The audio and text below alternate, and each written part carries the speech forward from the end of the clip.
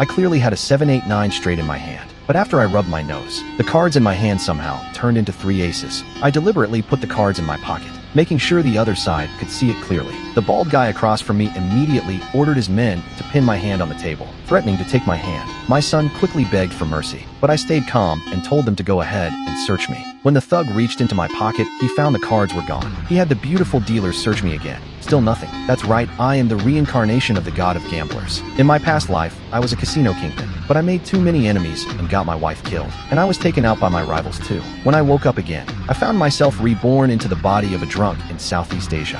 One day my daughter gathered all our family savings. Turns out my son was trying to get money for his tuition, but got cheated and lost tens of thousands. At that moment, I thought of my wife and daughter from my past life. I swore I would never let that tragedy happen again. So I followed my daughter to the casino. After my daughter gave the money to my son, she tried to convince him to go home, but he had already lost his mind. To avoid raising suspicion, I kept pretending to be drunk. The other side threatened that by midnight, he either pays off the debt, or they would make him pay with his hands and feet. I tried to convince my son to stop, but he shoved me away. He absolutely hated his drunk of a father. I could see right through their cheating tricks, and I was certain my son had been set up. Just as I expected, my son got a flush, but his opponent had a straight flush. My son bet 10,000 and the opponent called and raised another 20,000. Blinded by greed, he wanted to match 50,000, but he didn't have that kind of money. His loan shark classmate egged him on, saying if he won he could pay off most of his debt. My son had completely lost his senses and borrowed another 50,000. When the cards were revealed, he lost everything. I could tell right away these two were working together.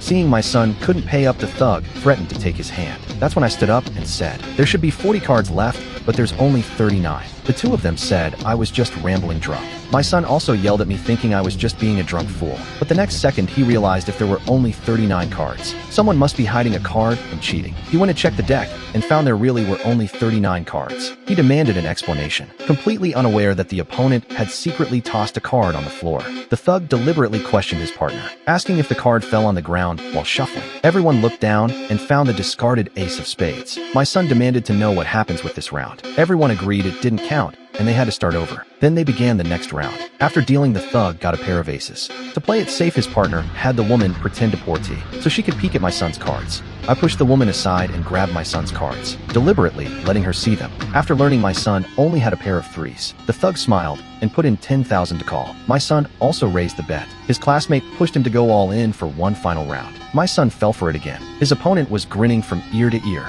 and revealed his cards, even mocking my son, telling him he was finished. But then my son's cards turned into a straight. Everyone was completely stunned.